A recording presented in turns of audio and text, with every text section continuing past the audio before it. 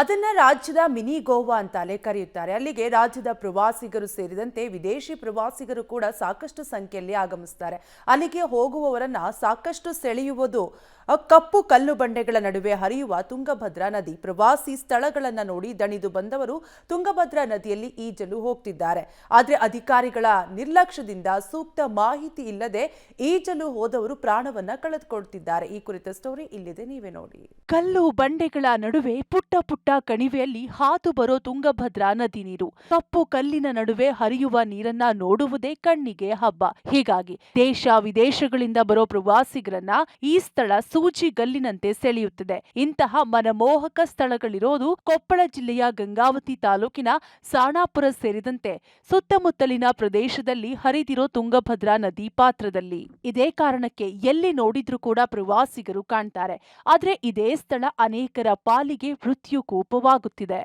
ಗೈಡ್ಗಳಿಲ್ಲ, ನಾಮಫಲಕಗಳಿಲ್ಲ, ಭದ್ರತಾ ಸಿಬ್ಬಂದಿಯೂ ಇಲ್ಲ. ಪ್ರವಾಸಿಗರ ಪಾಲಿಗೆ ಮೃತ್ಯುಕೂಪವಾದ ತುಂಗಭದ್ರಾ ನದಿ. ಅಪಾಯಕಾರಿ ತಾಣಗಳಲ್ಲಿ ಸುರಕ್ಷತಾ ಕ್ರಮಕ್ಕೆ ಆಗ್ರಹ. ಕೊಪ್ಪಳ ಜಿಲ್ಲೆಯ ಆನೆಗೊಂದಿ, ಅಂಜನಾದ್ರಿ, ಕಿಷ್ಕಿಂದೆ, ನೆರೆಯ ವಿಜಯನಗರ ಜಿಲ್ಲೆಯಲ್ಲಿರುವ ಹಂಪಿ ಮತ್ತು ಸುತ್ತಮುತ್ತಲಿನ ಸ್ಥಳಗಳನ್ನ ನೋಡಲು ಪ್ರತಿನಿತ್ಯ ಸಾವಿರಾರು ಪ್ರವಾಸಿಗರು ಬರ್ತಾರೆ. ಐತಿಹಾಸಿಕ ಸ್ಥಳ ನೋಡಿದ ನಂತರ ಹೆಚ್ಚಿನ ಜನರು ಬರೋದು ತುಂಗಭದ್ರಾ ನದಿಗೆ. ನೋಡಲು ಕಣ್ಣಿಗೆ ಹಬ್ಬದಂತೆ ಕಾಣುವ ತುಂಗಭದ್ರಾ ನದಿ ಪಾತ್ರದ ಪರಿಸರವನ್ನ ಆಸ್ವಾದಿಸುತ್ತಾರೆ. ಇನ್ನೂ ಅನೇಕರು ನದಿಯಲ್ಲಿ ಈಜಲು ಮುಂದಾಗುತ್ತಾರೆ. ಆದ್ರೆ ನದಿಯ ಬಗ್ಗೆ ಸರಿಯಾದ ಮಾಹಿತಿ ಇರದೆ ಅನೇಕರು ತೊಂದರೆಗೆ ಸಿಲುಕುತ್ತಿದ್ದಾರೆ. ಕೆಲವರು ಕಷ್ಟಪಟ್ಟು ಪ್ರಾಣ ಕಾಪಾಡಿಕೊಂಡ್ರೆ ಮತ್ತೆ ಕೆಲವರು ಪ್ರಾಣ ಕಳೆದುಕೊಳ್ತಿದ್ದಾರೆ.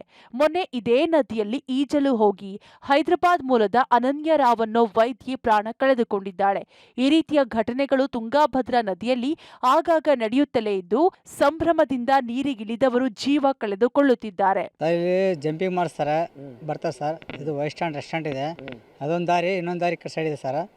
ಇದು ಅಂದ್ರೆ ಸುಳ್ವಾಡಿಂದ ಸೈಡ್ ದಾರಿ ಇದೆ, ಅಲ್ಲಿಂದ ಬರ್ತಾರೆ ಸರ್. ಅವ್ರು ಬರ್ತಾರೆ ಸರ್, ಬಂದು ಎಂಜಾಯ್ ಮಾಡಿ ಅವ್ರು ಹೋಗ್ತಾರೆ ಸರ್. ಅವರು ನದಿ ಹತ್ರ ಬರ್ತಾರೆ, ಅವ್ರು ಸ್ವಿಮ್ಮಿಂಗ್ ಅವ್ರ ಪಾಡಿ ಅವ್ರು ಬರ್ತಾರೆ ಅಷ್ಟೇ. ಇಲ್ಲೇನು ಯಾರೇನು ಕರ್ಕೊಂಬರ ಸರ್, ಅವರು ಅವ್ರ ಪಾಡಿ ಅವ್ರು ಬರ್ತಾರೆ ಸರ್. ಬಂದು ಈ ಥರ ಅನಿವಾರ್ಯ ಆಯ್ತು ಸರ್. ಇಲ್ಲ ಅಷ್ಟೇ. ಇದು ಸರ್, ಇದೊಂದಂದ್ರೆ ಭಾಳ ಸುಳಿ ಸರ್. ಅಲ್ಲಿ ಮಿಸ್ ಆದರೆ ಮತ್ತೆ ಈ ಕಡೆಯಲ್ಲಿ ಸಿಗಲ್ಲ ಸರ್. ಇದು ಇನ್ನ ಕಡೆ ಮೇಲ್ಗಡೆ ಅಲ್ಲೆಲ್ಲ ಸಿಗ್ತಾರೆ ಸರ್, ಈ ಕಡೆ ಸೈಡ್ ಸಿಗಲ್ಲ ಸರ್. ಅಲ್ಲಿ ಯಾವ್ದಾರ ಕಲ್ಲಲ್ಲಿ ಏನಿಲ್ಲ ಸರ್. ಅಲ್ಲಿ ಬಂದ್ರೆ ಬರ್ತಿರ್ತಾರ, ಇಲ್ಲಿ ಬಂದು ಇಟ್ಕೊಂಡು ನಮ್ಗೆ ಧೈರ್ಯ ಇರುತ್ತೆ ನಮಗೆ. ಇಲ್ಲಿ ಹೋದ್ರೆ ಮುಗಿ ಸರ್, ಹೆಂಗೈತೆ ಹೆಂಗೆ ಸರ್ ಅಷ್ಟೇ. ಹೆಚ್ಚಿನ ಪ್ರವಾಸಿಗರು ಬರುವ ಈ ಸ್ಥಳದಲ್ಲಿ ಬಹುತೇಕರಿಗೆ ಮಾಹಿತಿ ಕೊರತೆ ಇದೆ. ಎಲ್ಲಿ ನೋಡಿದ್ರೂ ಕೂಡ ನದಿಯಲ್ಲಿ ಕಲ್ಲು ಬಂಡೆಗಳೇ ಕಾಣುತ್ತವೆ. ಕೆಲವರು ಈ ಸ್ಥಳದ ಪರಿಚಯವಿಲ್ಲದೆ ನೀರಿಗೆ ಇಳಿದು ಸಂಕಷ್ಟ ಎಳೆದುಕೊಳ್ಳುತ್ತಿದ್ದಾರೆ. ಹೆಚ್ಚಿನ ಪ್ರವಾಸಿಗರು ಬಂದ್ರು ಇಲ್ಲಿ ಯಾವೊಬ್ಬ ಗೈಡ್ಗಳು ಇಲ್ಲ. ಅಪಾಯಕಾರಿ ಸ್ಥಳದ ಬಗ್ಗೆ ಮಾಹಿತಿ ನೀಡೋ ನಾಮಫಲಕಗಳನ್ನು ಹಾಕಿಲ್ಲ. ಭದ್ರತಾ ಸಿಬ್ಬಂದಿ ಕೂಡ ಇಲ್ಲ. ಈ ಹಿಂದೆ ಮೀನುಗಾರರು ತೆಪ್ಪ ಹಾಕುತ್ತಿದ್ರು. ಆದ್ರೆ ಇದೀಗ ಅದಕ್ಕೂ ಬ್ರೇಕ್ ಹಾಕಿರೋದ್ರಿಂದ ಯಾರಾದ್ರೂ ನೀರು ಪಾಲಾದ್ರೂ ಅವರನ್ನ ರಕ್ಷಣೆ ಮಾಡೋರು ಯಾರೂ ಇಲ್ಲದಂತಾಗಿದೆ. ಈ ಪ್ರದೇಶ ಅರಣ್ಯ ಇಲಾಖೆ ಜಿಲ್ಲಾಡಳಿತದ ವ್ಯಾಪ್ತಿಯಲ್ಲಿದೆ. ಆದರೆ ಅರಣ್ಯ ಇಲಾಖೆಯ ಅಧಿಕಾರಿಗಳು, ಪ್ರವಾಸೋದ್ಯಮ ಇಲಾಖೆ ಅಧಿಕಾರಿಗಳು, ಜಿಲ್ಲಾಡಳಿತ ಸಂಪೂರ್ಣವಾಗಿ ಈ ಪ್ರದೇಶಗಳನ್ನ ನಿರ್ಲಕ್ಷಿಸಿದೆ. ಇದಕ್ಕೆಲ್ಲ ಕ್ರಮ ತಗೊಂಡಿದ್ದೀವಿ, ಇಲ್ಲೆಲ್ಲ ಹೇಳಿದ್ದೀವಿ ನಾವು. ನಮ್ಮ ಆರ್ ಐ ಎಲ್ಲರೂ ಮಾಹಿತಿ ಎಲ್ಲ ಕೊಟ್ಟಿದ್ದಾರೆ. ಓನ್ಲಿ ಯಾರಿಗೆ ಸ್ವಿಮ್ಮಿಂಗ್ ಇದೆ ಅವ್ರು ದೂರಲ್ಲಿ ಯಾರೂ ಬರಬಾರ್ದು ಅಂತೆಲ್ಲ ಹೇಳಿದ್ದಾರೆ. ಇದೊಂದು ಅಹಿತಕರ ಘಟನೆ. ಇಲ್ಲ, ರೀಸೆಂಟಾಗಿ ಇಲ್ಲಿ ಯಾವುದೂ ಅಂಥದ್ದು ಏನು ಆಗಿದ್ದಿಲ್ಲ ಇನ್ಸಿಡೆಂಟ್ಸ್. ಇಲ್ಲಿ ಸಣ್ಣಪುರದಲ್ಲಿನೂ ಕ್ಲಿಯರ್ ಆಗಿ ಎಲ್ಲ ಯಾವುದೂ ಆ್ಯಕ್ಟಿವಿಟಿ ಕೊಟ್ಟೇ ಇಲ್ಲ. ಈಗ ಯಾವುದಾದ್ರೂ ವಿತೌಟ್ ಪರ್ಮಿಷನ್ ಯಾವುದೂ ಕೊಟ್ಟಿಲ್ಲ, ಅಲ್ಲಿ ನಡೀತಾ ಇಲ್ಲ. ಈಗ ಮಾಹಿತಿ ಫಲಕಗಳನ್ನೆಲ್ಲ ಮಾಡುವಂಥ ಕೆಲಸ ತೊಗೊತೀವಿ.